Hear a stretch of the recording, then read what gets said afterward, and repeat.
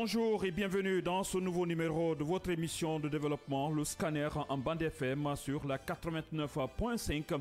Et vous pouvez nous suivre également à la télé sur le bouquet Star Times numéro 779 sur TTH, numéro 113 sur TNT, et en live sur Kavi TV et groupe Kavi Media et en synchronisation avec la télévision Ganga TV. Le scanner, c'est le lundi, du lundi au vendredi de 9h00 à 10h30. Merci de nous suivre sur notre site d'information Siam Info à Conakry comme à l'intérieur du pays à Bokeh, Bofa, Zérékoré, Kissidougou sur la même fréquence. Vous êtes également nombreux à nous préférer sur les réseaux sociaux à l'AB sur la 96.5 Beta FM. Vous êtes toujours au rendez-vous à Kiroti, à Lansanaya, Simanteri, Kagbeli jusqu'à dans ma ville natale de Sangaridi, la ville minière. Bienvenue et merci de nous préférer et de nous tenir compagnie pendant les prochaines 90 minutes.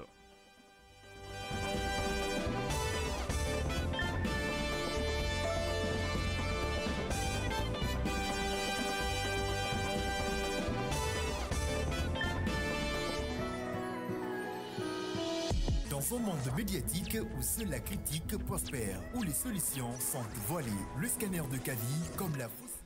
Au menu des sujets à débattre dans le scanner de ce mardi 17 septembre, des fortes pluies riment avec des inondations à Conakry, Koya, Dubreka, Kindia, Télémélé, Kérouané et la dernière ville à s'inscrire sur cette longue liste des sinistrés, Zérékoré, la capitale de la Guinée forestière. C'est une période de grandes difficultés et d'embarras pour les populations dans la commune urbaine de Zérékoré. Maisons, véhicules et autres biens matériels, plusieurs quartiers de cette ville au sud de la Guinée sont envahis par des eaux de pluie de plusieurs jours. À cela, il faut ajouter les ordures que la population jette dans les cours d'eau. Ses compatriotes étaient exposés au risque d'inondation et à la grande insalubrité. La junte au pouvoir en Guinée, le CNRD vient de franchir le cap de 3 ans à la tête du pays, de l'explosion du dépôt d'hydrocarbures de Kalom à la signature des grands projets miniers et énergétiques en passant par le chômage, le panier de la ménagère, les difficultés et les solutions pour la population de pouvoir s'en sortir de ces différentes difficultés. Nos débatteurs seront là pour permettre de savoir qu'est-ce que le CNRD a pu faire pour la Guinée, quelles sont les difficultés rencontrées, comment on est arrivé à cette situation. L'ensemble des débatteurs seront là pour vous permettre de mieux comprendre. Et enfin, la sécurité des Guinéens. On en parle encore cette semaine. Le CNRD, à travers le ministère de la Sécurité, entame une offensive diplomatique au Proche-Orient. Le ministre Bachir Diallo en Arabie Saoudite, attention, je vous le dis bien, c'est pas pour le pèlerinage, mais pour la diplomatie sécuritaire. Depuis la capitale Riyad, la Guinée et le Royaume d'Arabie Saoudite ont signé un accord important, un accord de coopération en matière de sécurité. Une information relayée par les médias guinéens. La signature a eu lieu à Riyad le 15 septembre 2024 entre le prince Abdulaziz bin Saoud bin Naïf bin Abdulaziz. J'espère que j'arrive très bien à prononcer ces différents noms de nos amis du côté de l'Arabie Saoudite, ministre saoudien de l'Intérieur et le ministre guinéen de la Sécurité et de la Protection civile, général Bachir Diallo. Voilà comment se présentent les grandes lignes de cette émission d'aujourd'hui qui sera animée pour vous spécialement aujourd'hui par Ba Mohamed, accompagné de Abdallah Kamara, qui a un petit souci de santé à travers sa grand-mère. On espère que notre grand-mère va retrouver toute sa santé afin de retrouver notre Abdallah national. Également ici dans ce studio, Yaya Diallo, bonjour. Bonjour ma mère, bonjour à tous. J'espère que ça s'est très bien passé malgré la forte pluie qui nous fatigue un peu, surtout du côté de la Guinée. On est obligé de faire avec, hein. Ça c'est pas facile. Hein. Est-ce qu'on a le choix? Le choix s'impose de lui-même. Donc... à l'impossible, nul n'est tenu. Absolument. Je me tourne par là et ça colle très bien. À l'impossible, nul n'est tenu. Mamadou Tanouba, bonjour. Bonjour Mohamed Ba. Le grand reporter se retrouve aujourd'hui parmi nous pour pouvoir ensemble scanner. J'espère que tu vas bien, Tano. Bon, on n'a pas le choix, un peu grippé, mais... Ça se sent, voilà, ta voix un peu prise. On espère que tu vas retrouver ta santé. Inch'Allah. C'est ça. Merci de pouvoir servir toujours la nation guinéenne. Ouais, on en parle toujours. Yaya Diallo, la situation, la pluie, les inondations. On est confronté à ce problème depuis plusieurs semaines, pour ne pas dire depuis quelques mois maintenant, que ce problème devient un problème récurrent pour nous. Nous avons vu du côté de Conakry, dans les différents quartiers, tout d'abord, cette pluie a commencé par la commune de Kalom. l'inondation du côté de Koronti. On a commencé à constater un peu partout, du côté de Yimbaya, un peu partout ici, à Koya, à Kindia, à Debreka. Maintenant, et on a parlé du côté de Télémélé.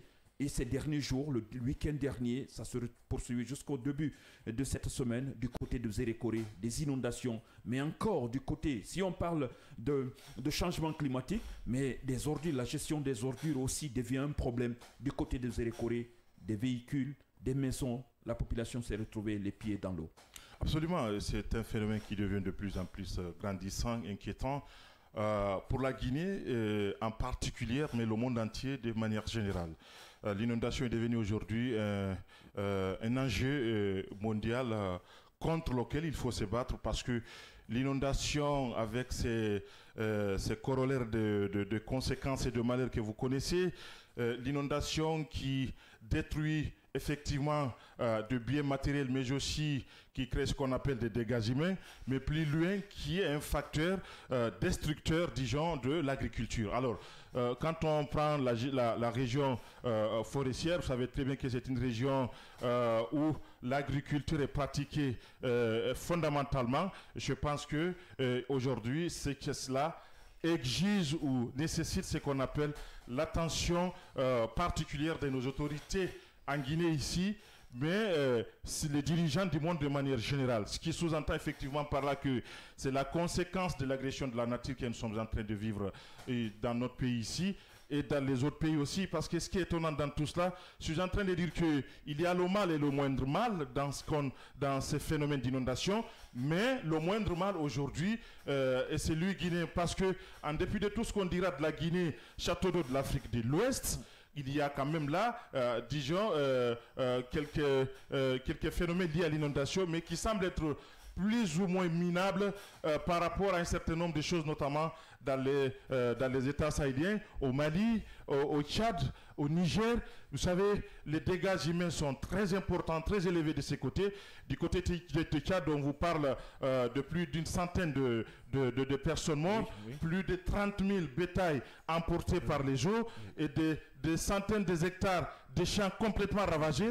Ça, c'est quelque chose quand même qui devrait pouvoir interpeller. Ça veut dire que ça détruit presque toute une économie de ces côtés-là. Et je crois que ce que nous sommes en train de vivre dans notre pays ici, à travers Dubreka, Forikaria, Kindia, Koya, Télémilé. Maintenant, nous sommes à Zérékoré. Même Sangaredi. Absolument. Absolument. On signale les caps certainement les plus, disons, les plus importants, mais il y a eu des inondations un peu partout. Ça dépend de la position géographique de ces différentes localités-là. Mais aujourd'hui, je pense que au-delà de cette compassion humaine que l'État a pu quand même exprimer à l'égard de ces victimes-là dans notre pays ici, on parle de 10 milliards qui a été débloqué pour pouvoir soutenir les différentes familles. C'est quelque chose de salutaire parce que ça, disons, ça exprime par là ou ça confirme par là le visage humain de l'État. Il faut que l'État continue dans ce sens-là. Ça, c'est un aspect fondamental. Mais bien avant qu'on en arrive là, il y a des préalables qu'il faut respecter. Je pense que c'est en cela que l'État doit pouvoir s'atteler. C'est un message, encore une fois, à l'endroit de nos dirigeants pour dire stop. Il y a là des actions qui sont entreprises et qui sont devenues contre-productives, à la limite même agressive de la nature. Et je pense que comme tel, il faille effectivement que l'État et la population de manière générale puissent prendre conscience de cela. Les inondations comme ça, vous savez, la position géographique des Conakry, ça veut dire que nous courons un gros risque. Aucune option ne peut être exclue à ce stade-ci. Je pense que, encore une fois, il faudrait que cela puisse interpeller l'État et que l'État puisse prendre les mesures draconiennes pour pouvoir stopper cela. Et nous savons effectivement les causes liées à ces inondations. On parle du réchauffement climatique, mais nous connaissons ce qui est à la base de ce réchauffement climatique-là. Je pense que l'Afrique aujourd'hui doit pouvoir réfléchir encore une fois pour mettre fin à cela parce que nous sommes doublement victimes de ces réchauffements climatiques.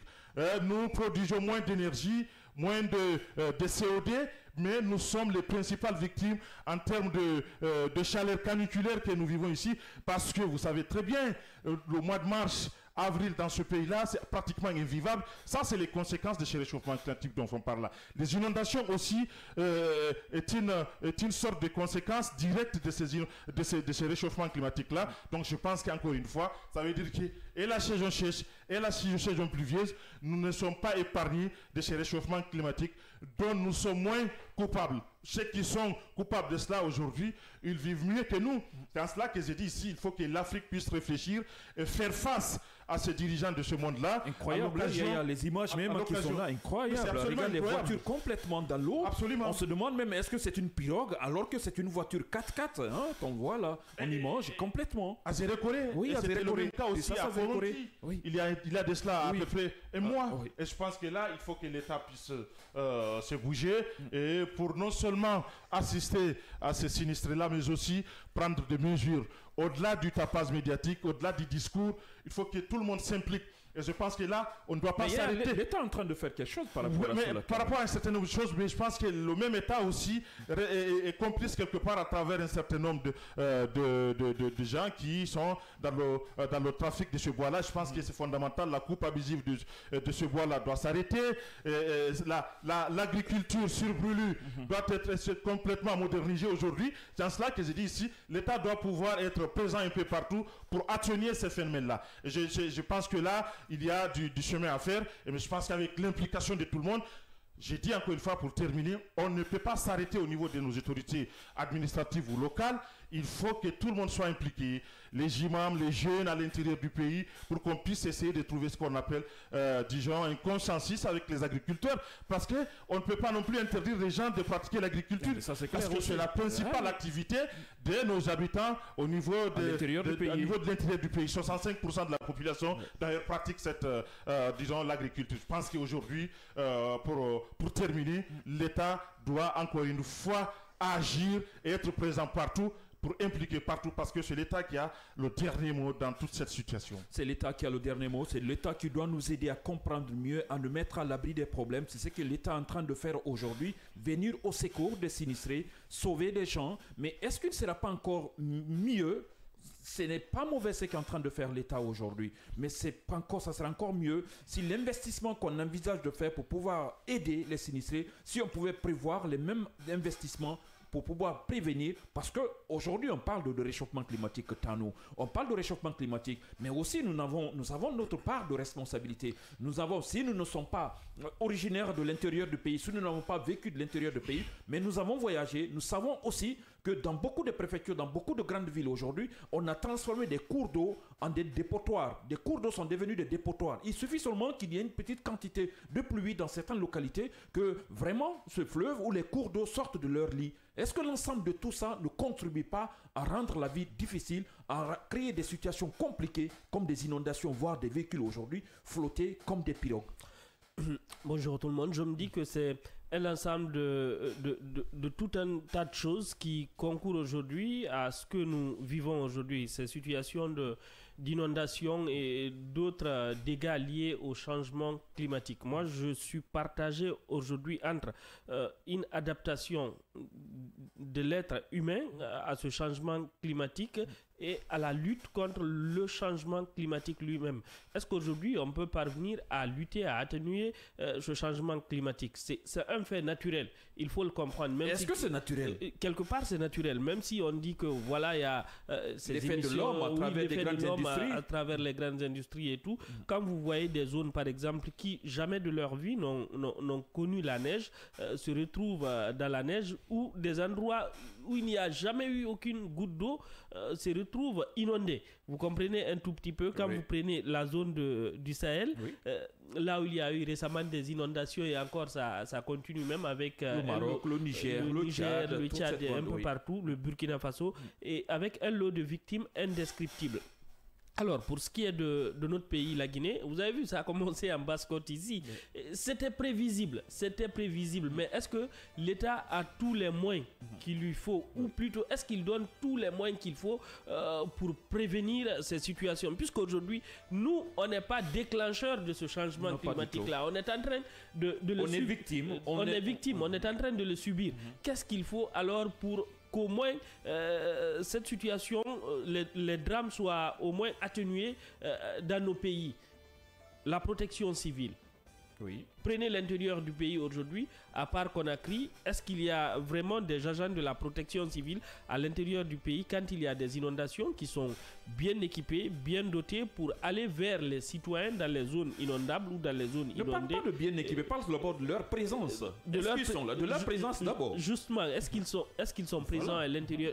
Ils peuvent être représentés, mais le nombre, il peut être très minime. Oui. Regardez ce qui s'est passé en Zérékoré, les images qu'on voit là. Oui. C'est vraiment grave ça, c'est dangereux. Si cela se passe la nuit alors que les gens ils sont en train de dormir, mon Dieu, qu'est-ce qui peut suivre? Alors, je me dis que c'est le pire qui pourrait arriver. L'État n'est pas responsable de tout une fois encore. Nous, citoyens, on a notre responsabilité parce que ce n'est pas l'État qui dit à quelqu'un allez, va prendre tes ordures, mets dans un caniveau et ça se stoppe devant la concession de quelqu'un, ça bouche des canalisations d'eau et là, il y a inondation quand la pluie tombe. Est-ce que c'est l'État qui est responsable de cela? Tu n'as pas besoin que quelqu'un te dise Mohamed Ba, jette pas des ordures ici. En âme et conscience, toi-même, tu sais que ta maison, ce n'est pas une poubelle. Et la maison des autres aussi, la même chose. La même chose, c'est pas une poubelle. Oui. Qu'est-ce que nos parents nous disent? La route doit être nettoyée. Oui. Pourquoi on salit la route? Tu salis la route, quelqu'un peut passer là tout de suite. D'accord? Il ramasse les ordures. On est des croyants, on prie. On dit que les saletés ne prient pas. Non, pas du tout. D'accord? Et si on n'a pas cette conscience-là, ça doit commencer, je me dis, à l'école. À partir de l'école, on doit inculquer ça aux gens. Vous voyez aujourd'hui, même dans la circulation, les gens ils ne se gênent pas. Je vous assure, tu vois quelqu'un dans sa voiture, il finit de consommer, il a de manger, un plastique, il jette ouvre, ça. il fait descendre sa vie. Il y a des bacs à ordures un peu partout aujourd'hui, mais les gens ils s'en fichent presque. Pas mal. Ouais. Pas du tout. Les gens ils sont pas abonnés à l'intérieur des quartiers. Rares sont les quartiers où tu peux trouver des citoyens abonnés aujourd'hui. Donc, mais ça, ce n'est pas la faute de l'État. C'est pas la faute de l'État. L'État ne peut que sensibiliser. Alors, où est-ce qu'on peut, si vous voulez, imputer cette responsabilité à l'État? C'est quand l'État ne prend pas des mesures après pour sévir contre ceux-là qui refusent, par exemple, de s'abonner, contre ceux-là qui jettent les ordures. Voilà l'intérêt même de responsabiliser. Parce que si vous n'êtes pas abonné, forcément, les ordures, vous ne vivez pas avec vos ordures. Vous mangez tous les jours. Cela veut dire que vous produisez des ordures. Mais où vous mettez vos ordures? Je pense qu'il faut réfléchir dans ce cas. Voilà, justement, je disais l'intérêt de responsabiliser, de donner beaucoup plus d'autorité aux élus locaux, aux autorités à la base. Les gens, ils sont informés, ils savent, ils connaissent les concessions, ils connaissent tout le monde. D'accord? Celui qui n'est pas abonné, où il jette ses ordures, on doit le savoir. C'est ça. On doit le savoir. Moi, je me rappelle à la Bellevue, à un moment, là où on appelle Belvédère, juste à côté de Belvédère, vous savez, il y a un pont qui sépare, si vous voulez, Dixine de la Bellevue, à côté de l'échangeur. À côté de l'échangeur. Et là, les gens venaient. Aux environs de Séminaire. Aux environs de la Seine-Marie, Séminaire. Les gens, ils venaient jeter des ordures là, sous le pont. Et vous savez que c'est, si vous voulez, c'est le bras de mer qui longe le quartier, qui normalement vient jusqu'à Dabondi ici, mais obstrué par des ordures et tout ce que vous pouvez imaginer. Et souvent, il y avait des inondations de ce côté. Vous connaissez le quartier qu'on appelle Dixine-Bora. Bien sûr. On l'appelle Dixine-Bora. Pourquoi? Parce qu'il y a des inondations de ce côté. À chaque saison des pluies, quelle que soit la quantité de la pluie, qu'elle soit petite ou... Une petite, même si une tasse d'eau seulement converse, il y a l'inondation du côté de Dixine-Bora. Il y a l'inondation. Je me dis aujourd'hui, quand vous voyez la région forestière, notamment la capitale Nzérékoré, qui est touchée par ces inondations-là, Nzérékoré est censé être un endroit où l'État est représenté le plus dans la région forestière. Parce que c'est la capitale, on imagine, n'est-ce pas? Oui, alors, s'il y a des inondations à cet endroit-là, oui, il y a des catastrophes naturelles à cet endroit-là, et que l'État ne puisse pas venir au secours des populations tout de suite, ou plutôt des mesures ne sont pas envisagées pour lutter, pour ne pas que de telles choses arrivent. Et si ça arrive dans une préfecture de la région de Nzérékoré, les dégâts seront énormes. Les dégâts seront énormes. Et bien voilà. Et parce que là, ça se passe dans un quartier, c'est des localités que moi je connais un peu. Parce que ça, on parle de Tlépoulou, on parle de Momou, on parle de là, Nakoyakpala. C'est dans ces localités. Il y a un cours d'eau dans cette partie où le plus souvent, à cause des ordures, la base, des ordures qu'on met dans qu'on jette dans ces cours d'eau, le plus souvent l'inondation est là. surtout au niveau de Nakoyakpala ou de Tlepo. C'est dans ces localités-là que l'inondation est beaucoup plus importante. Alors, je crois que l'État, à travers les structures qui le représentent à l'intérieur du pays, doit être représenté, et les cadres doivent jouer leur rôle comme il le faut. Mais dans tout ça, qu'est-ce que l'État doit faire? Aujourd'hui, on prévoit d'injecter des milliards pour pouvoir faire quelque chose. Et si on prévoyait, parce qu'on sait que chaque année, il y a la saison des pluies. Chaque année, maintenant, c'est une forte pluviométrie dont les grandes villes, la capitale est confrontée. Est-ce que ce n'est pas maintenant qu'on doit déployer des moyens sur papier et qu'on déploie le fonds qu'il faut afin de faire face? Si c'est des sensibilisations, si c'est des digues qu'il faut faire, si je ne sais quoi, l'État a des techniciens dans ce cadre, l'État a des partenaires techniques dans ce cadre. Ce n'est pas maintenant, à la dernière minute, en pleine saison de pluie, mois d'août, mois de septembre, qu'on va se lever pour faire quelque chose. Je pense qu'il faut mieux prévenir que de se mettre à guérir. Je crois que l'État, à travers l'Anguche, si je me rappelle bien, a recensé pas mal de zones qui sont susceptibles d'être des zones inondables. Donc, je crois qu'ils ont toutes ces données-là. Est-ce que l'Anguche a les moyens qu'il faut aujourd'hui? Là, c'est la grosse question que je me pose. Si l'Anguche a les moyens qu'il faut, est-ce qu'il a les hommes compétents, capables mais peut-être là, je pense, pour ce côté-là, ça appartiendra au ministère de l'administration du territoire et de la décentralisation. Parce que là, c'est pour prévenir. Anguche viendra, c'est quand il y a des problèmes sur place, là, pour intervenir. D'accord. Et là, ils viennent, parce que c'est plus moins humanitaire. D'accord, c'est très simple. Même toi et moi, on n'a pas eu besoin que l'État nous dise qu'il est important, si tu veux, de planter des arbres. Nos parents l'ont fait. À l'école, les professeurs le faisaient, les enseignants le faisaient. Au primaire, moi, je me rappelle bien, on a chacun d'entre nous dans son école quelque part planté un arbre en guise de souvenir. Quand vous partez à ces endroits, souvent vous avez du plaisir à aller c'est un arbre fruitier, voilà, en ce moment, et tout. Toutes les façons, c'est la biodiversité. La région forestière aujourd'hui, on parle de la forêt, mais est-ce que vraiment c'est une forêt aujourd'hui? Ça a perdu son nom, le titre qu'on doit accorder la forêt. C'est des galeries, je ne dirais pas, je ne vais pas exagérer que ce soit des galeries, mais c'est seulement par endroit qu'on a la forêt dense. Beaucoup de territoires, aujourd'hui, beaucoup d'hectares ont été ravagés par des sociétés qui sont implantées en Guinée forestière spécialement pour couper des arbres. Alors, on sait que la Guinée est dotée d'arsenal, si vous voulez, de textes juridiques. Très fort, quand même. On est très fort sur ce côté, je vous assure. Mais dans l'applicabilité, l'État, je crois encore, doit avoir parfois l'État est complice. Oui, un œil très regardant par rapport à l'application de ces textes-là. Sinon, ça ne sert à rien d'avoir des documents remplis et puis sur la pratique, on se retrouve avec des conséquences comme ça. Je ne sais pas si là, cette société existe toujours, mais à ma connaissance, il y a quelques années, en Guinée forestière, il y a cette société qui n'avait pour rôle que de couper des arbres. La société, c'est quoi? Elle s'appelle la société Forêt Forte. Forêt Forte. C'est une société chinoise, si mon mémoire est bonne, et voilà, qui ravageait, dès qu'ils coupaient des arbres, et qu'on envoyait à l'international. Vous l'avez suivi tout récemment, il y a quelques mois. Il ne plantait pas, en contrepartie.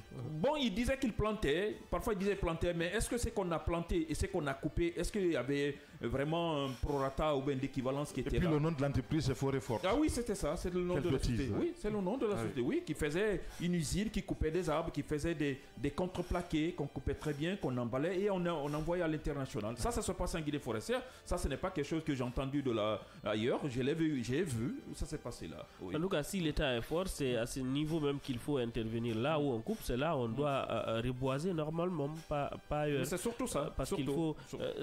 c'est la seule forêt que nous avons. Oui. C'est la seule région forestière que nous avons dans ce pays. Et si nous la perdons... mais c'est ça, on deviendra un pays sahélien. Alors, en tout cas, le désert menace la Guinée du côté de Koundara, du côté de Sigiri, moi qui suis de la région de la Basse-Côte vers Gawal, Koundara, je sais de quoi je parle. Oui. Et ça c'est une évidence que nous avons là. 629 95 76 67. Vous êtes à l'écoute de votre émission le Scanner, une émission qui vous permet de comprendre mieux l'actualité. On va parler de ce deuxième sujet qui concerne notre économie, notre nation. L'an 3, Yaya Diallo, le CNRD, vient de franchir le cap de 3 ans à la tête du pays, de l'explosion de dépôts d'hydrocarbures de Kalom à la signature des grands projets. On a entendu parler du côté de Simandou. On en parle aussi, le panier de la ménagère. Tout récemment, l'inondation du côté de Kindia. Ça n'a fait que combien? À peine 24 heures. Vous-même, vous avez parlé de nous que le prix du piment au marché, ça devient un problème. Et ça n'avait que quelques jours d'inondation. Le piment était un exemple parmi tant d'autres. C'est un exemple. C'est un exemple. C'est pour dire par là, le piment qui est un petit fruit, s'il faut le dire comme ça, si le prix flambe, imaginez le reste, le prix d'un sac de riz aussi. Hier, j'étais devant une boutique, le boutiquier me parlait de cela. Alors aujourd'hui, on a enregistré l'explosion de dépôts d'hydrocarbures du côté de Kalom. La Guinée économiquement a pris un coup. Pendant ces 3 années, pour vous, économiquement, votre vision remarque l'ensemble de ces problèmes, les solutions proposées. Est-ce que l'État guinéen a été à la hauteur de nous sortir de cette situation difficile économiquement parlant hier? J'ai envie de dire mi-figue, mi-raisin de ce côté-là, mais permettez-moi quand même de rappeler quelque chose de très fondamental. C'est quand même, dès l'arrivée du CNRD en 2022, on se rappelle de cela, oui. La Guinée était à un niveau où on nous qualifiait à l'international à travers les institutions de Bretton Woods comme étant un État à revenu faible. Nous avons franchi cette étape pour arriver à un État à revenu intermédiaire. Et je crois que ça avait quand même, disons, suscité un grand espoir pour la Guinée et notamment pour nos dirigeants, parce qu'il faut le rappeler, c'est à l'actif du CNRD. Alors ça, ce sont des chiffres effectivement que nous avions obtenus. Entre-temps, c'est ce coup de canif qui s'est abattu sur nous à travers l'explosion du dépôt d'hydrocarbures de Kaloum. Et je crois que c'est ce qui avait affecté, et nous sommes tous d'accord effectivement que c'est un élément essentiel pour la vitalité de notre économie nationale, et ça a pris un véritable coup au niveau disons, d'un certain nombre de projets qui ont été envisagés. Je crois que la Guinée était obligée effectivement de faire face à un certain nombre de choses, notamment à ces mêmes institutions-là, pour essayer encore une fois de requinquer son économie. Alors je pense que l'un dans l'autre aujourd'hui, il y a eu beaucoup de projets qui ont été initiés, il y a eu de la volonté exprimée, mais il y a aussi la réalité du terrain. Le CNRD, la junte au pouvoir, il faut le rappeler, c'est la junte la plus, disons, bénéficiaire des aides internationales, et il faut le rappeler, qui a bénéficié d'une large ouverture diplomatique à travers le monde. Ça, c'est quelque chose qu'il faut signaler. C'est-à-dire que nous sommes en Guinée ici, mais vous ne pouvez pas vous rendre compte effectivement que nous sommes dans une transition. Et vous vous rappelez, avec les transitions précédentes, c'était des embargos, c'était quelquefois des sanctions économiques. Mais en Guinée ici, quand même, nous avons eu cette opportunité naturellement à travers la réalité géopolitique internationale. Aujourd'hui, la Guinée... C'est la question que j'allais poser, mais pourquoi? Cela est dû à quoi? C'est cela. C'est une opportunité absolument que la Guinée est en train de saisir. Je pense que là, il faut le signaler. Des accords ont été signés, une pléiade d'accords presque dans tous les secteurs. Il y a eu des financements qui ont été annoncés. Certains mêmes financements ont été décaissés. Je pense que c'est dans le cadre de l'agriculture, c'est dans le cadre de l'éducation, c'est dans le cadre de l'environnement. C'est tout récemment aussi, on parlait de tout récemment aussi, de cet accord de 102 millions de dollars que la Guinée a pu bénéficier pour pouvoir essayer, encore une fois, d'assister à nos agriculteurs à travers un peu partout le pays. Je pense que c'est quelque chose qu'il faut encourager aujourd'hui. Mais il y a là aussi une évidence. L'évidence aujourd'hui, c'est que c'est vrai, il y a des réformes, mais le panier de la ménagère s'érode du jour au jour. Ça, c'est une évidence. Et c'est en cela que j'ai dit ici, sous Alpha aussi, on nous parlait des chiffres. On nous parlait d'une croissance à 2 chiffres. C'était les expressions du docteur Kassori Fofana à l'époque, il aimait le rappeler. C'était des chiffres à l'international, effectivement. Théoriquement, c'est quelque chose de très important. Mais si cela ne se répercute pas, disons, sur le pouvoir d'achat du Guinée, et que les Guinéens, en majorité, sont incapables à nos jours de pouvoir s'offrir, disons, de pouvoir manger encore une fois, 3 fois dans la journée où, effectivement, les 3 repas. Et là, c'est une évidence aujourd'hui. Parce qu'en Afrique, ici, on suppose que quand les 3 repas là sont obtenus, tout va bien. C'est tout notre souci. C'est tout notre souci. Et alors qu'en réalité, chez nous, ici, c'est pratiquement impossible pour beaucoup de familles. Oui. Pour beaucoup de familles, c'est un problème. À peine si on peut avoir 2 repas. À peine. Sinon, pour certains, c'est un seul repas. On se contente de ça. Oui. On se contente de ça et on n'arrive pas effectivement à pouvoir, disons, faire en sorte toutes ces réformes-là. Mais ça, ce n'est pas de... Est-ce que ça, c'est de la faute du CNRD, de la junte au pouvoir, cette situation, ou bien c'est leur arrivée qui a compliqué la situation, ou bien ils devraient faire quelque chose parce qu'ils ont pris l'engagement que le pouvoir d'alors d'Alpha Condé n'était pas en mesure de faire quelque chose, donc ils ont pensé qu'ils pouvaient faire mieux, ils sont venus, donc cela veut dire qu'ils devraient pouvoir encore rehausser le niveau de vie des Guinéens, c'est ça? Bah écoutez, le CNRD a hérité une situation, mais on ne parle plus du régime d'Alpha, on parle du CNRD. C'est vrai que c'est une évidence, sous Alpha aussi on était presque dans la même situation, hein, il faut le dire. Mais est-ce qu'on s'attendait à mieux quand même de la part du CNRD pour que, effectivement, qu'on essaie de procéder au pragmatisme aussi dans ce secteur-là. C'est-à-dire que, il faut le rappeler aussi, hein, sous Alpha, le sac dédié, on n'était pas arrivé à 350 000. Hein, oui. Il faut le rappeler.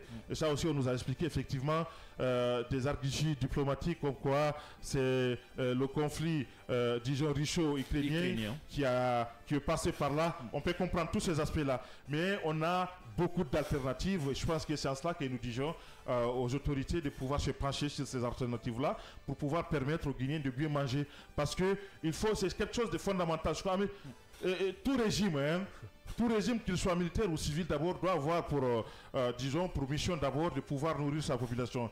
Une population qui, enfin, devient une population contre-productive dans tous les secteurs. Et je pense que c'est en cela qu'il faut essayer effectivement d'interpeller les uns les autres. Dans le cadre des infrastructures, il n'y a pas de débat. Il y a eu quand même beaucoup de progrès de ce côté-là. Beaucoup de préfectures qui n'ont jamais connu du bitume sont aujourd'hui, effectivement, sont dans une situation... En tout cas, ce sont des préfectures qui sont en chantier. Est-ce que Mali était dans ce cas?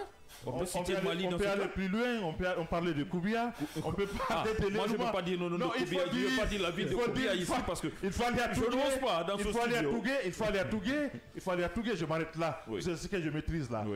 Je pense que là, c'est quelque chose de fondamental, on ne peut pas nier cela, hein. Nous avons notre indépendance, il y a de cela 66 ans plus tôt, ça va être tout prochainement ici. Donc je pense que ce qui veut dire effectivement qu'il y avait quand même des choses qu'il fallait effectivement, disons, concrétiser à l'intérieur du pays. Et c'est quelque chose aussi qui peut amorcer le développement. Alors vous imaginez, l'électricité aussi, de ce côté-là, il y a des projets qui ont été signés. C'est en cela que nous disons il faut qu'on sorte de cela et qu'on puisse adopter ce qu'on appelle le pragmatisme. C'est en cela que nous attendons le CNRD. Il y a eu beaucoup d'efforts qui ont été fournis. Il y a eu des volontés exprimées. Mais il y a eu des failles quelque part parce que tout simplement n'ont pas pu intégrer tous les paramètres qu'il faut. Et c'est encore une fois de départir effectivement quelques alliances qu'on peut avoir avec les uns et les autres et de mettre en avant la Guinée sous le CNRD. On a effectivement mis la criève pour pouvoir effectivement mettre fin à tout ce qui est crime économique et financier dans notre pays ici. Il faut le rappeler aussi, il y a eu des cas présumés de détournement, de corruption sous le CNRD, pour lesquels jusqu'à présent, on considère effectivement la justice assez souple vis-à-vis de ces gens-là. Et nous disons, et on ne cessera de le dire aujourd'hui encore une fois, puisque notre troisième sujet, nous avons un troisième sujet, il faut le dire encore une fois, tous ceux qui veulent aider le général Mamadi Doumbouya ou le CNRD doit pouvoir effectivement avoir des résultats, avoir ce qu'on appelle du concret dans le secteur où ils ont effectivement pu bénéficier de sa confiance. C'est pas parce que vous êtes dans la largesse du pouvoir qu'on peut... Est-ce que là, je vois que vous inscrivez dans le cadre du développement pour le CNRD. Le CNRD, on a parlé de la transition quand même. Ce n'est pas un pouvoir, un parti politique qui a mis le président Mamadi Doumbouya à la tête de l'État.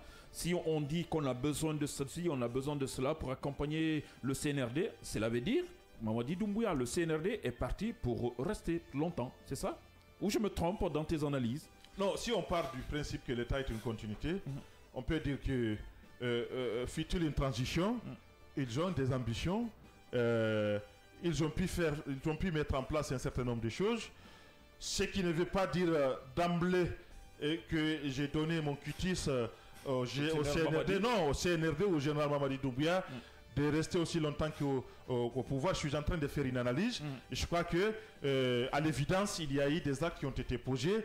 Il y a eu des défaillances, il y a eu des dérapages même quelque part. Oui. Je crois qu'il faut rectifier tout cela. On peut avoir à moins de 2 ans un bilan élogieux quand vous êtes dirigeant. On peut avoir dans 3 ans un bilan élogieux. On peut faire 5 ans, 50 ans sans pour autant avoir ce qu'on appelle un bilan, disons, concordant, positif. Donc, ça dépend du pragmatisme, ça dépend de votre caractère, ça dépend de votre, disons, de votre rigueur. Et je pense qu'il faut instaurer cette rigueur-là. Ceux qui tournent autour de vous ne sont pas forcément vos amis. Il y a certains sont des amis de circonstances parce que le pouvoir est là. Le pouvoir attire tout le monde, hein. Le pouvoir attire tout le monde et je pense qu'il faut que le général puisse essayer de réfléchir de ce côté-là et voir tous ceux qui ne sont pas à mesure de produire des résultats. Il faut les remercier et tous ceux dont il y a ce qu'on appelle ces cas de détournement qui tournent autour d'eux. Je pense qu'il faut encore une fois faire bouger la justice et il le sait très bien. Si on veut amorcer un véritable développement, il faut que la justice soit impartiale, indépendante et qu'elle s'applique à tout le monde. En cela, chacun comprendra effectivement ici, je ne suis pas à l'abri de quoi que ce soit. Donc, quand on fait bien, on est apprécié. Quand on fait mal, ben écoutez, la loi est là pour ça. Ça, c'est clair. La loi est là pour ça, pour appliquer. C'est pour cela qu'on a créé cette structure qu'on appelle la CRIEF. Tant nous, la situation économique, mois de décembre dernier, bien avant le mois de décembre déjà, il y avait des petits soucis. À partir du mois de décembre, l'État, le fonctionnement, la Guinée était presque à l'arrêt parce que le fonctionnement de certaines structures, de certaines entreprises même, c'est à travers le pétrole, le gasoil ou je ne sais pas, l'hydrocarbure. Si ça ne marche pas, ça devient un problème. Et malheureusement, on a pris un coup du côté du dépôt d'hydrocarbures, du côté de Kalom, et cela a affecté notre pays, le fonctionnement de la Guinée.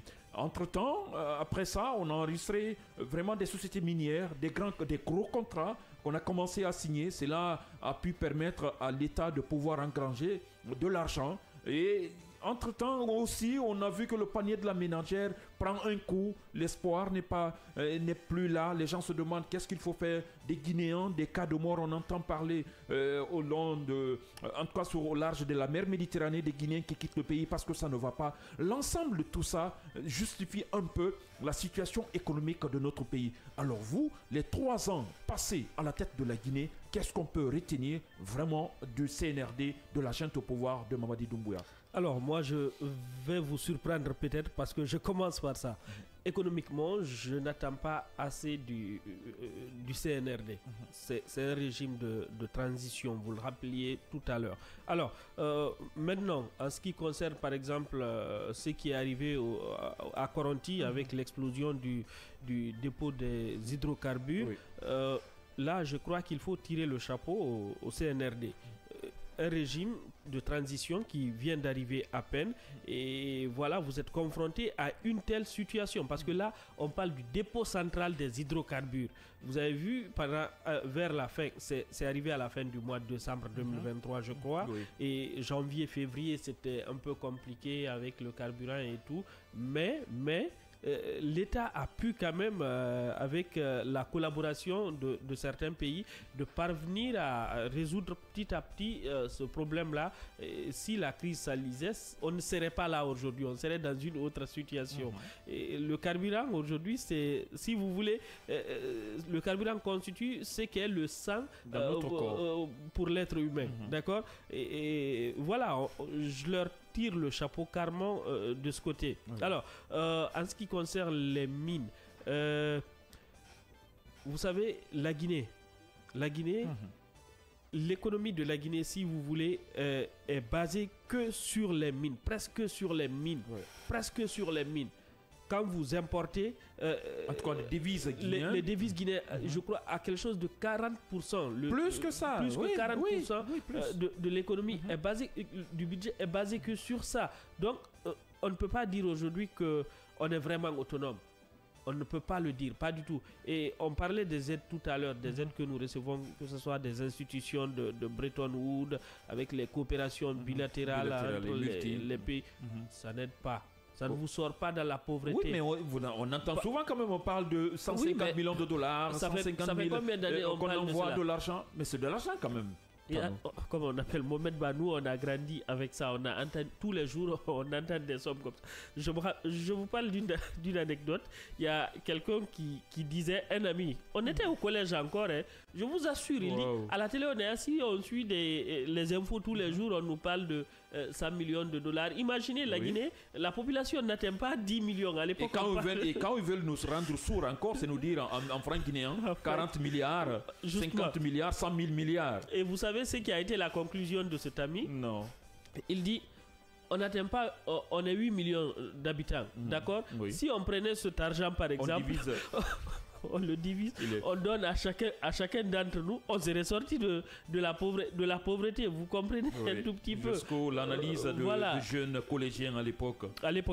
Et ce que je dis, si vous voulez savoir si l'économie du pays se porte très bien, faites le tour de la ville. Si vous n'avez pas de mendiants, vous comprendrez que les affaires marchent bien. Si vous n'avez pas une famille qui dort sans manger, l'économie se porte très bien. Si vous n'avez pas l'insécurité dans le pays, les forces de l'ordre sont bien dotées, d'accord? Le PIB est élevé par habitant. Dites-vous que tout marche bien et très bien même. C'est tout ce que je peux dire. Mais l'insécurité, mais ce n'est pas seulement propre à la Guinée. Hein? Pas du tout. Mais vous avez fait un papier la dernière fois concernant l'ancien président et candidat aux élections présidentielles aux États-unis. Oui, deuxième fois en un laps de temps. Donald Trump. Oui, mais bon, ça. Ou bien parce que ce ne sont pas les mêmes circonstances. Ce n'est pas les mêmes mise en chaîne. Trop répétitif. Bon, je ne dirais pas ça. Je n'irai pas à la conclusion. Tout semble indiquer que c'est ça. Je ne dirai pas à la conclusion hâtive, d'accord, puisqu'il y a des enquêtes qui sont ouvertes pour élucider tout cela. Alors, Mohamed. Oui. Aux États-Unis, il est permis aux citoyens de porter les armes. C'est dans leur constitution. Voilà, il y a le port légal des armes, d'accord? En Guinée, ce n'est pas le cas, vous comprenez? Donc, si vous vous retrouvez avec des gens qui sont tués, assassinés à longueur de journée, sans même savoir qui est l'auteur de cela, c'est un peu compliqué. D'accord? Ou des grandes nantis. Et là, Assimiou, par exemple, c'est le dernier cas. Bon, on a vu quelqu'un récemment et tout. Mais il y a un présumé. Voilà. L'insécurité, c'est un phénomène, si vous voulez, qui est dans tous les États, dans tous les pays, mais à des proportions, à des degrés vraiment différents. Mais dans tout ça, la question qu'on pourrait faire pour pouvoir améliorer, je sais, vous n'êtes pas économiste, mais vous êtes observateur, nous vivons tous dans ce pays, mais qu'est-ce qui pourrait encore améliorer plus la vie des citoyens guinéens pour qu'ils puissent avoir ces 3 repas par jour, matin, midi, soir? La forte mobilisation des ressources, que ces ressources-là soient naturelles ou humaines.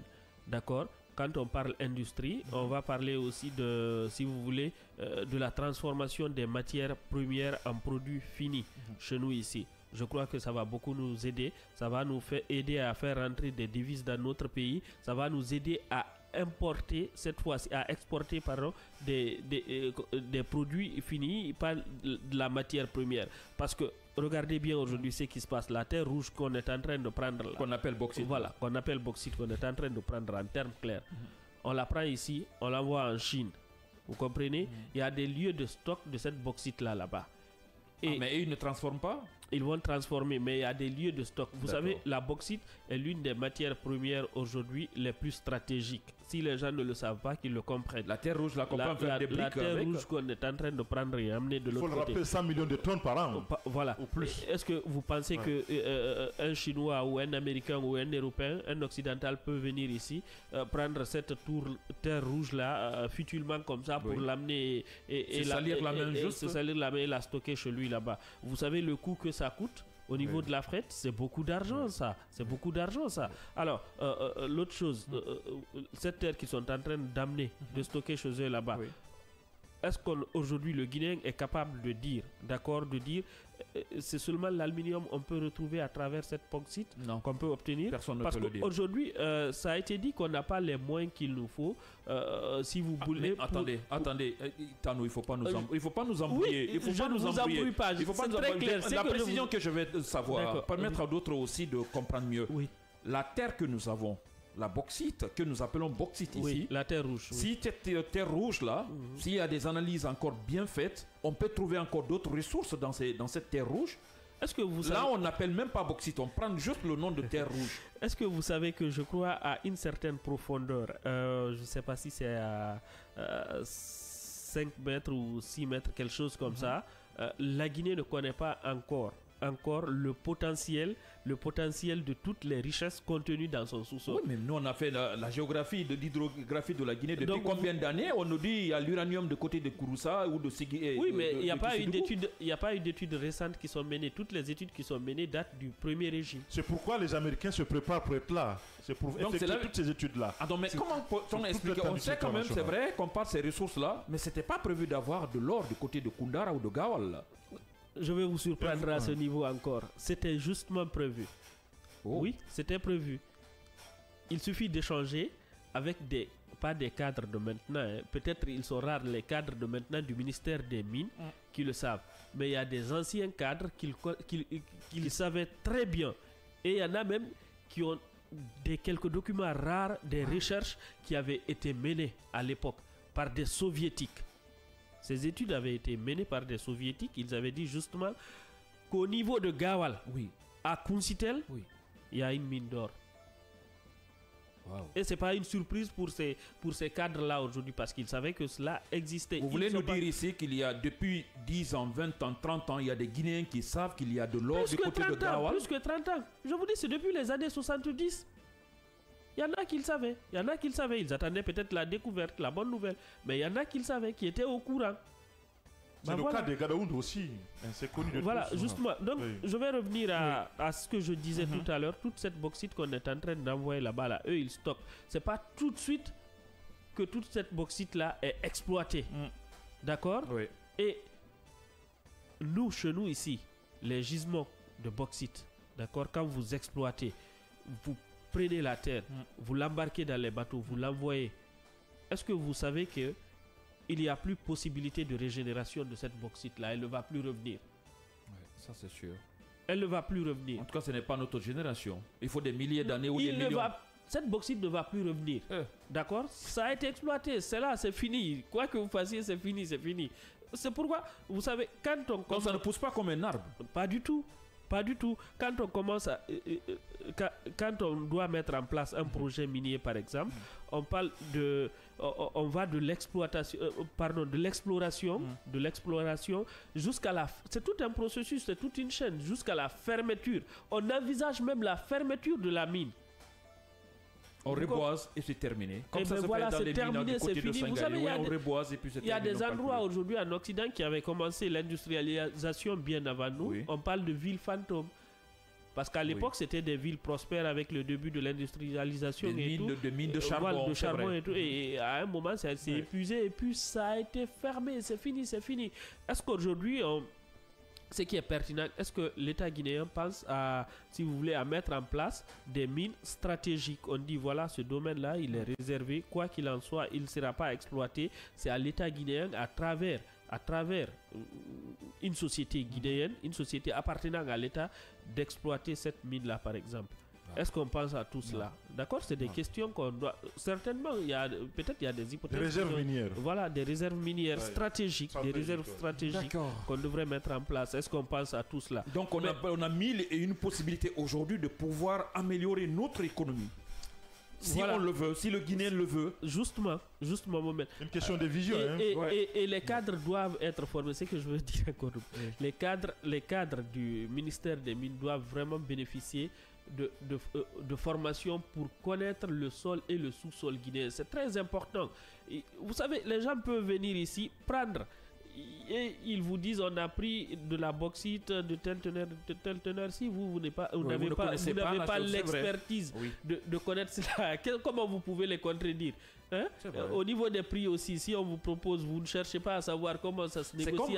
C'est comme à Bordeaux, si vous allez acheter un pantalon jean de Turquie, un pantalon jean ne s'est pas fait dans la préfecture, c'est à la maison ici, vous n'allez pas comprendre la différence. Je pense que il faut avoir un œil regard très pointu pour comprendre tout cela. Alors, pour finir avec ça, je reviens toujours avec ma première formule.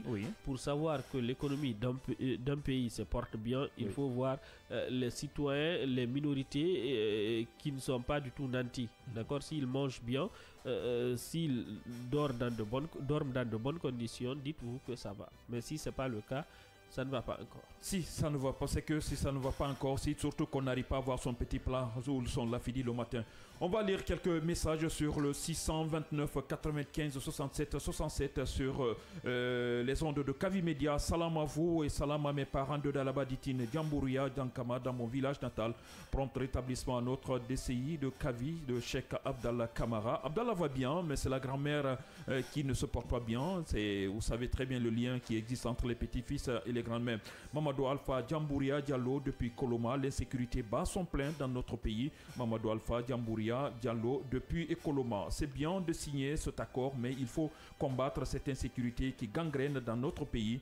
Mamadou Alpha toujours Djambouria qui revient. Toute ma compassion aux familles des victimes des inondations de cette année dans notre pays. Signé notre frère du côté de Koloma. On va continuer toujours l'incontournable communicant du CNRD, le général Mamadi Doumbouya, civilisé, généreux, l'enfant chéri de Bouramaya, Samaya, M. Silla Rukend, Abdallah, une pensée positive à moi, Fama national, professeur Alpha Condé depuis Istanbul, Turquie et son Bartegneli Jobebeto, Bartegbeli, d'accord, peut-être il veut dire, Sidibé vous écoute chaque matin, je demande mon général généreux de venir au secours des sinistrés et des inondés et de Zérékoré urgemment. Abdallah, qu'est-ce qui a prévalu ce léger retard? J'interpelle ce matin mon général généreux. Le retard était dû à ce changement de dernière minute, indépendamment de notre volonté, mais bon, on a pu vous servir quand même. Notre généreux Mamadi Doumbouya, civilisé de venir au secours des sinistrés de Coronti, un chef, c'est lui qui écoute les cris de cœur de sa population comme vous. Ce que vous aviez fait pour la population de Kapororaï est immense. Monsieur Silla Rukens égal à lui-même. Abdallah, il y a un auditeur malgré son handicap, Mohamed Ermakonon, malvoyant de deux côtés. C'est après votre émission, il prend son petit déjeuner, tellement il a votre amour, signé l'imperturbable communicant de CNRD, le général Mamadi Doumbouya, civilisé, généreux, l'enfant chéri de Bouramaya Samaya, M. Silla Rukens. Merci à cet auditeur qui consomme cette émission et qui apprécie très bien notre cher Abdallah. Salut mes chers journalistes. Oui, ces inondations sont dues au changement climatique, mais on doit aussi accuser le comportement malsain de certains citoyens qui ne veulent pas faire une prise de conscience face à ce fléau. Le bilan de CNRD est mitigé car le gouvernement a fait quelques travaux infrastructurels, écrit-il, et sociaux de base, mais on peut dire qu'il y a trop de bavures policières. Bref, la sécurité n'est pas de mise. Mando depuis Dabondi. Sécurité, on en parlera tout à l'heure, monsieur Bando depuis Dabondi. Autre élément dans parmi vos différents messages, chers auditeurs. Bonjour Kavi, bonjour ces millions d'auditeurs. Bonjour à ces millions d'auditeurs. J'avoue que l'État en est la responsabilité, écrit-il. En aucun pays du monde où on ne trouve pas l'usine de transformation d'ordures, car ramasser d'ordures par l'État et jeter encore dans le quartier, probablement il voulait écrire, M. Silla Aboubakar depuis Dubreka.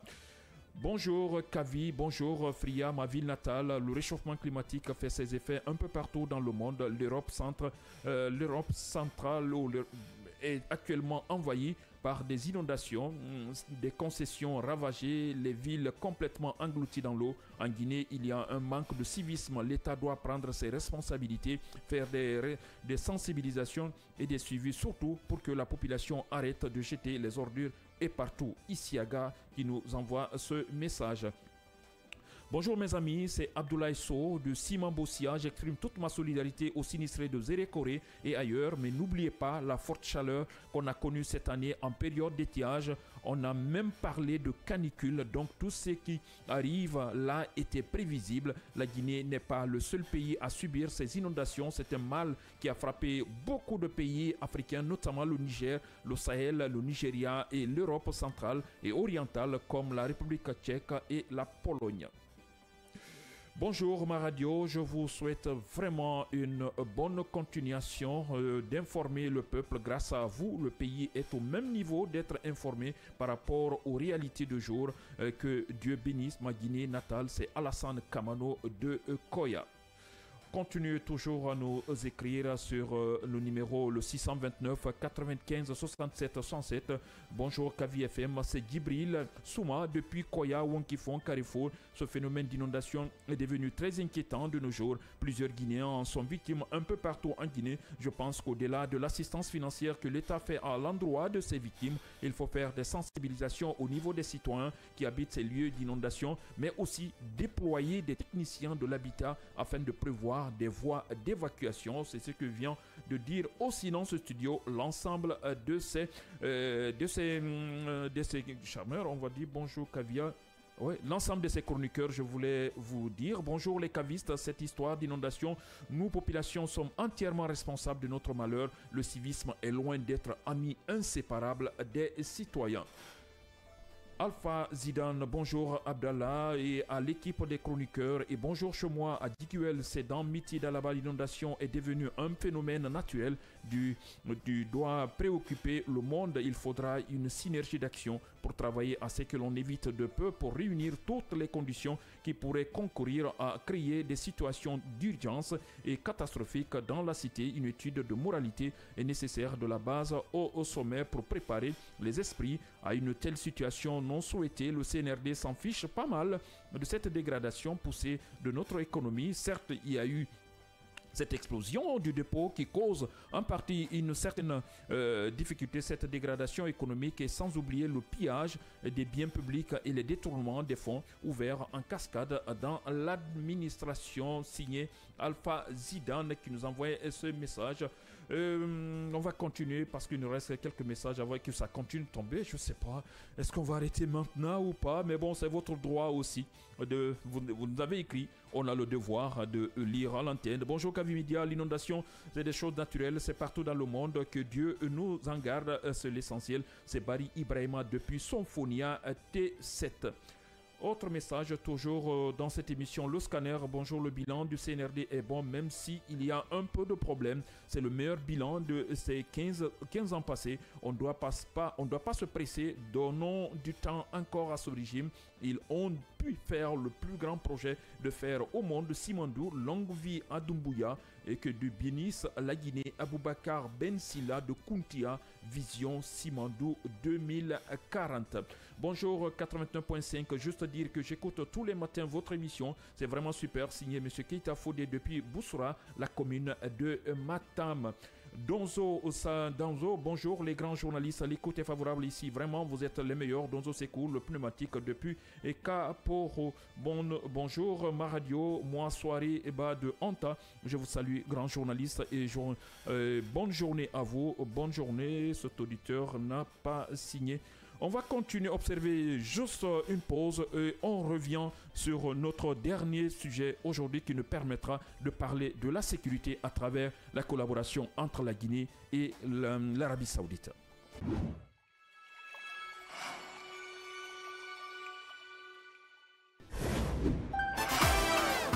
Dans un monde médiatique où la seule critique prospère, où les solutions sont voilées. Merci de nous écouter du côté de Bofa, de Boké, à Kagbele, à Tomboulia, à Somfonia, à Bessia, dans les nouvelles communes également.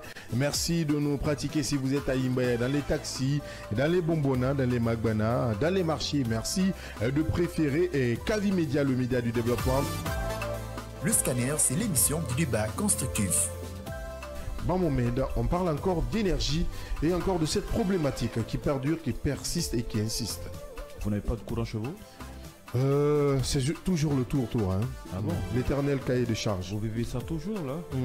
C'est-à-dire, il y a des moments où vous passez la nuit jusqu'au petit matin, pas d'électricité? Essayez de donner un peu le nom du quartier, on veut savoir si c'est Conakry ou bien c'est Conde de Breka. Non, c'est Conakry. Vous avez dit une chose très importante en disant qu'il pleut, mais il n'y a pas d'électricité. Donc, la question que l'on devait se poser, est-ce que Kaleta est une arnaque? Est-ce que Swapit est une arnaque? Donc, moi je pense que ce n'est pas des projets qui sont importants, mais ce qui doit suivre ces projets. Effectivement, quand l'État soit petit, on ne peut plus compter sur ces barrages-là. Il faut trouver des alternatives. Avec le scanner, sans les coups de tonnerre, mais avec persévérance, l'actualité se plie au débat interactif.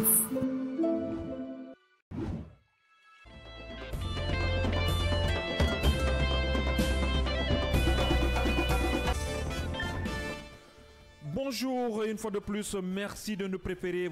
Si vous venez de nous prendre en marche, je suis que vous êtes à l'écoute de Kavi Média, précisément à la radio, Kavi FM, à la télévision également, votre émission de tous les jours, c'est-à-dire du lundi au vendredi de 9h à 10h30. Une émission qui vous permet de comprendre mieux, de comprendre, de décrypter mieux l'information, l'actualité, tant sur le plan national que même parfois sur le plan international. Dernier sujet, dernier virage de cette émission, on va parler de sécurité dans cette émission, la sécurité des Guinéens. On en parle encore. Le CNRD, à travers le ministère de la Sécurité, entame une offensive encore importante au-delà de l'Afrique, au-delà de la Guinée, mais c'est du côté de l'Arabie Saoudite que l'émissaire de CNRD, le ministre Bachir Diallo, il s'est rendu en Arabie Saoudite pour pouvoir en tout cas signer des contrats ou des partenariats, c'est pas des contrats, mais des partenariats avec la capitale Riyad. La Guinée et le Royaume d'Arabie Saoudite ont signé un accord de coopération en matière de sécurité. Une information relayée par les médias guinéens. Cela veut dire que depuis, on en a parlé hier, Yaya Diallo, dans cette émission, on a parlé de la sécurité, on a parlé des PIA que l'État envisage en tout cas de renaître de ces cendres qu'il a pu éliminer dès les premières semaines, en tout cas pas plus d'un mois de septembre 2021, qu'on a enlevé, démantelé tous ces PIA. On voit cette fois-ci, maintenant, c'est le ministre lui-même, le général Bachir Diallo, qui se rend du côté de l'Arabie Saoudite pour pouvoir, en tout cas, faire des négociations, voir comment ce pays, très stratégique en Asie, qui est très près des partenaires comme les États-Unis en matière de sécurité, en matière de défense.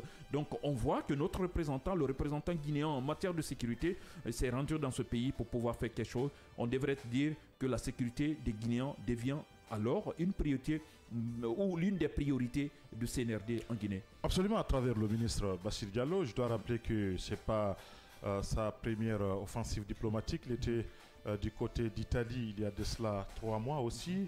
Il y a eu des coopérations avec certains États membres africains qu'il a dû nouer pour le compte de la République de Guinée. Je pense que voilà un des ministres, ils sont peu dans le gouvernement du CNRD qui ne font pas de bruit de tapage médiatique, mais qui travaillent. C'est en cela que j'ai dit ici au général Mamadi Doumbouya de faire la part des choses, effectivement de comprendre ceux qui se sont inscrits sur sa ligne, c'est-à-dire la refondation. Le ministre Bachir Diallo, au-delà de tout, a hérité un département où tout était presque à refaire. On l'avait entendu ici, ce n'est pas une invention lui-même, il avait fait. Il était nommé ministre une semaine après. Il n'y avait à peu près presque personne qui pouvait effectivement lui faire l'établir. Alors qu'en réalité, quand vous êtes nommé, vous trouvez, disons, une équipe dirigeante. C'est à cette équipe-là de vous passer les dossiers brûlants. Ouais. Il a dit lui-même essayer de chercher un peu partout pour pouvoir regrouper tout cela et recommencer le travail à zéro pour pouvoir faire du département aujourd'hui. Il n'a pas commencé le travail à zéro. Non, mais c'est à peu près la même chose parce que vous cherchez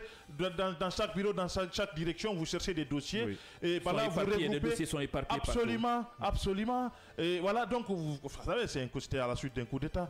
Voilà, donc je pense qu'il a dû regrouper tout cela et pouvoir effectivement mener un certain nombre de démarches. Je commence par parmi ces réformes qui ont été engagées par le ministre, c'était la formation d'un certain nombre de commissaires, des commissaires des DPJ qui ont été amenés ici au niveau du Maroc pour pouvoir les former, effectivement, puisqu'il y avait effectivement un problème de ressources humaines au niveau de la police. Et vous savez, la police est un élément fondamental pour la sécurité de notre pays ici. La police, au-delà de la gendarmerie ou de l'armée, la police a cette capacité de s'introduire parmi les civils, avoir des informations, s'infiltrer, avoir des informations pour pouvoir effectivement permettre à la police de mieux, disons, structurer leurs enquêtes et de mieux atteindre un certain nombre... Voire même de déjouer même parfois des attentats. Absolument, absolument. C'est pourquoi on parle quelquefois même de la police scientifique. Et je crois que de ce côté-là, il y a eu des choses qui ont été faites. Le ministre Bachir Diallo avait engagé la construction aussi de plusieurs commissariats. Et je crois que vous pouvez compter aussi ces ministres-là aujourd'hui qui peuvent vous citer des réformes responsables qui ont été engagées au niveau des départements. Ils sont là-bas, c'est près qu'il y ait de la fanfaronnade en réalité. Mais je pense que c'est le cas aussi du ministre de la Défense. Ils sont peu qui ont dû quand même produire des résultats, même s'ils ne sont pas là demain. On dira, ben écoutez, c'est tel ministre qui a fait ça. Oui. Ça veut dire que vous vous immortalisez à travers des actes que vous avez posés. C'est en cela que nous disons ici, quand vous avez la chance, l'honneur, l'opportunité de diriger l'État, ne serait-ce qu'à travers un département, ben écoutez, faites-le bien. vous le faites pour vous-même et pour votre progéniture. Et vous faites pour la République. Et je crois que le peuple va être reconnaissant. Et je pense que vis-à-vis de ce qui nous gouverne aujourd'hui, à travers des actes qui sont posés aujourd'hui. Donc ce déplacement du côté de l'Arabie Saoudite, cela s'inscrit dans la logique, c'est une ligne logique, s'il faut le dire comme ça, de développement, de lutter contre la criminalité dans notre pays, pouvoir renforcer la sécurité des Guinéens. C'est dans ce cadre qu'au-delà du pays, que ce ministre se déplace, va à l'international pour pouvoir faire vraiment de bons partenariats avec d'autres pays amis de la Guinée. Absolument, parce que vous savez, quoi qu'on en dise, on peut beau avoir, disons, des initiatives ou cette volonté de bien faire les choses, mais si vous n'avez pas les moyens conséquents pouvant vous permettre effectivement de matérialiser votre politique sécuritaire, ça va de soi que quelque part ça va pas marcher comme on le veut. Non. Effectivement, aujourd'hui, on a besoin des États qui ont des expériences.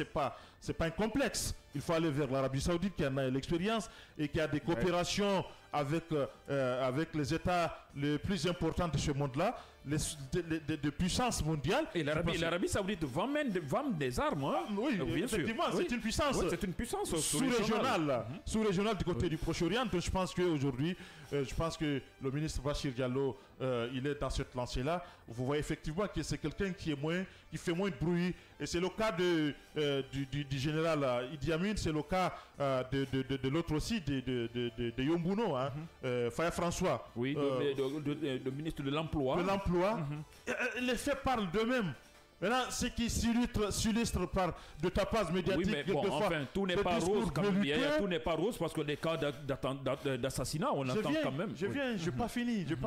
Je rappelle juste l'histoire. Je suis en train de rappeler effectivement que certainement les gens ne le savent pas. C'est de là qu'il s'agit aujourd'hui. Donc, c'est une suite logique d'un certain nombre de réformes engagées. Et je dois rappeler que dès son arrivée, puisqu'il y avait les réformes, en tout cas au regard d'un certain nombre de besoins exprimés par le CNRD, il y a eu des réformes qui ont été engagées. Et vous vous rappelez quelquefois ici, quelques obstacles auxquels Bachir était confronté, notamment même avec son secrétaire général qui voulait faire les choses sans pour autant se référer à sa hiérarchie, parce que c'était devenu quand même comme ça, vous faites ce que vous voulez, alors qu'en réalité l'administration c'est l'hiérarchie. Et vous vous rappelez effectivement, cela a pris de l'ampleur, et bien finalement il reste lui-même, parce que tout simplement il avait non seulement le soutien du général, mais aussi il avait effectivement un certain nombre d'initiatives qui pouvaient permettre à la Guinée et au département de la protection civile de pouvoir effectivement s'affranchir. Le projet est le fruit effectivement de toutes ces réformes-là aujourd'hui. Le projet, quoi qu'on en dise ici, c'est un organe qui est indépendant et qui agit à un certain niveau pour interpeller un certain nombre de délinquants. Donc je pense que pour finir, aujourd'hui, l'insécurité, nous la constatons dans notre pays ici à Conakry, à l'intérieur du pays, c'est un fait. Aujourd'hui, cela exige effectivement que l'État puisse revoir de ce côté-là aussi cette politique sécuritaire nationale pour pouvoir mettre les bouchées doubles. Le dernier cas, c'est Laz Asmiou Diallo.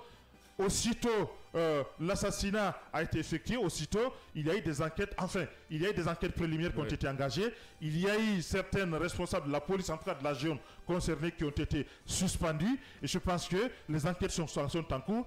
Pas plus tard qu'hier, on nous a présenté un présumé complice ou coupable. Donc je pense qu'aujourd'hui, dans l'ensemble, il faut que les lignes se bougent. Et je pense que même cet accord de coopération s'inscrit dans ce cadre-là. C'est ce qu'on attend de nos dirigeants, le pragmatisme. Il faut qu'on sorte de ces discours-là. Faites les choses et faites bien les choses.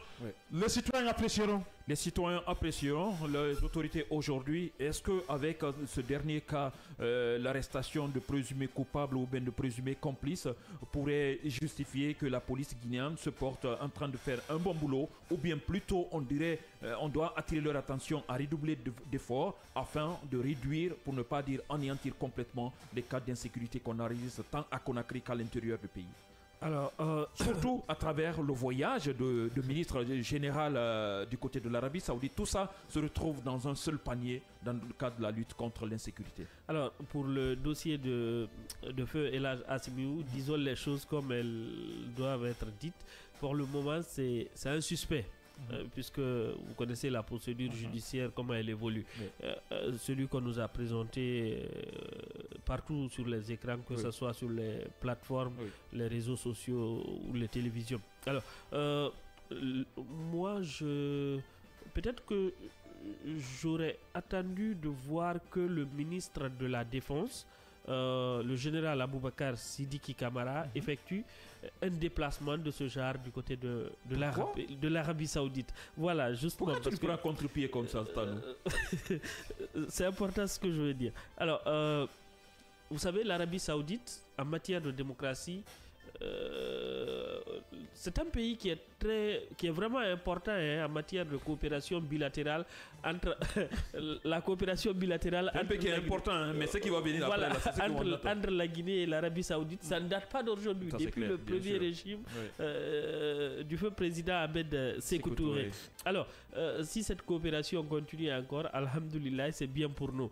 Et l'Arabie Saoudite, Yaya le rappelait tout à l'heure, coopère avec la plus grande puissance au monde qui est les États-Unis, d'accord, l'Amérique. Et en matière de droits de l'homme, nous connaissons c'est quoi l'Arabie Saoudite. Pas de manifestation en Arabie Saoudite, d'accord. Les femmes, vous savez, les restrictions qui sont faites, même les femmes, quel que soit leur âge, restent des mineurs parce que tu sors pas sans avec ton frère, sans un homme. Sans un mari, d'accord. Oui, un mari ou un frère. Et même, il n'y a pas assez longtemps qu'elles ont, quelques-unes ont commencé à conduire encore. Ou, ça aussi, c'est récent. C'est récent, d'accord. Ou à voter même. La peine de mort continue à y être appliquée. Et aux États-Unis aussi, c'est la même chose, hein, d'accord. Même si ils disent le contraire ailleurs. Mais bon, on rentre pas dans ces détails très complexes. En Chine aussi, c'est pareil. Alors, pour le cas de l'Arabie Saoudite, c'est une bonne offensive quand même, il faut le reconnaître.